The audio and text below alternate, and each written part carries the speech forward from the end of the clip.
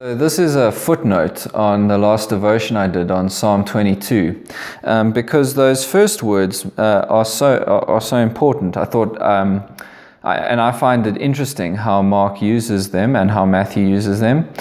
So I thought I'd just give you some reflections on that. Maybe you'll find them interesting too. Psalm 22, verse 1, my God, why have you forsaken me? Mark, in chapter 14, verse 33 of his Gospel, verse 34 of his Gospel, records this. And at 3 p.m, Jesus cried out in a loud voice, Eloi, Eloi, lema sabachthani, which means, my God, why have you forsaken me? A direct quote from Psalm 22, verse 1. Jesus up on the cross says, my God, why have you forsaken me?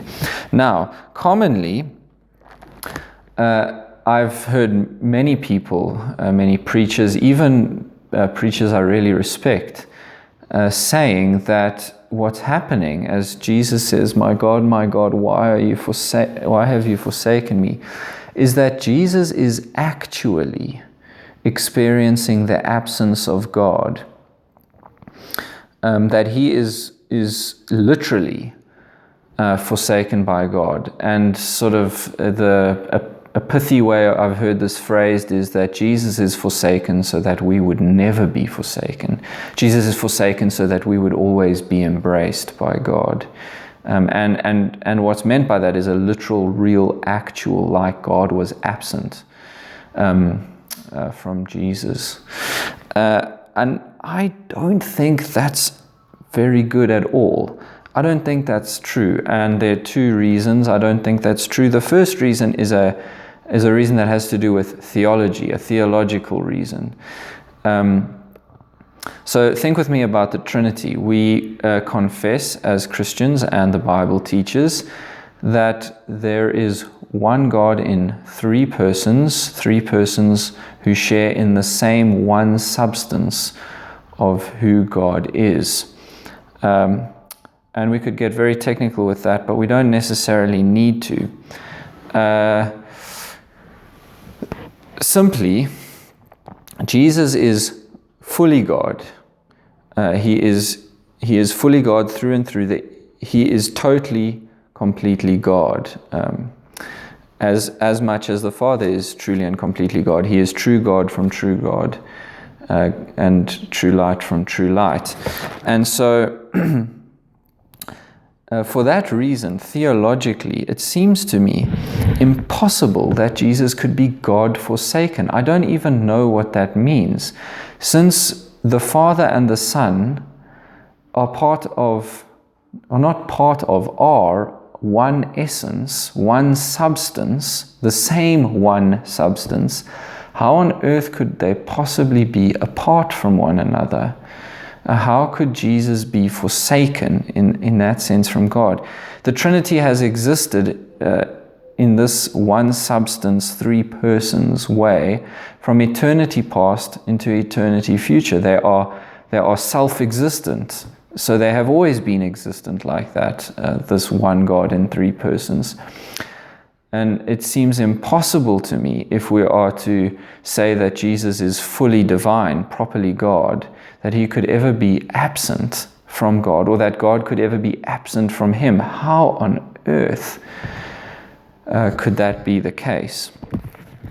The second reason why I think that we shouldn't read this as a literal forsaking is because even in Psalm 22, these words don't mean a literal forsaking.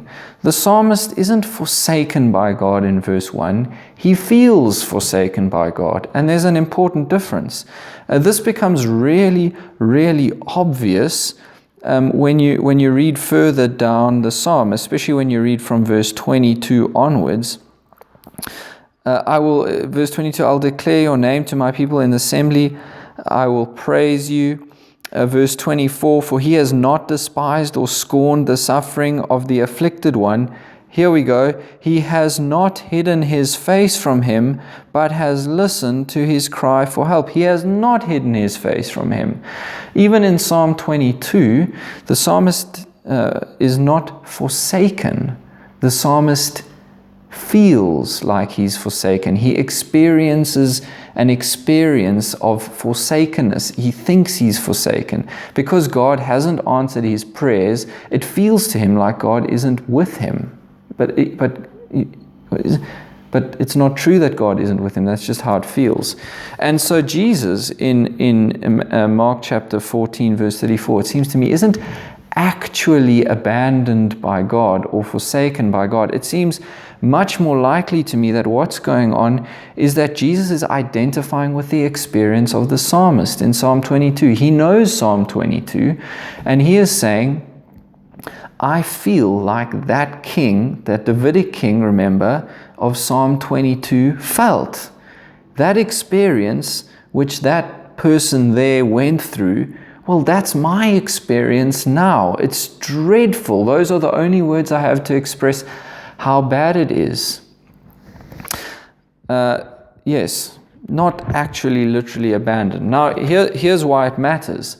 Because if God abandoned Jesus, if God forsook Jesus on the cross, then the cross is not the work of God, because God is not there. He's not doing anything.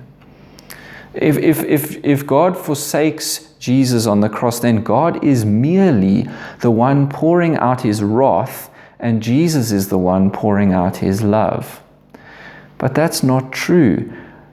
God in Christ is crucified. God is simultaneously himself, God of God, pouring out his love and his wrath on the cross. We should not separate the persons of the Trinity, even as we should distinguish them, but not separate them.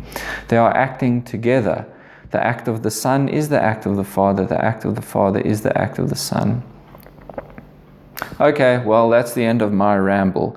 But the good news is that God himself has loved us in the cross. God himself knows our suffering, not just Jesus separated from Godness. Okay.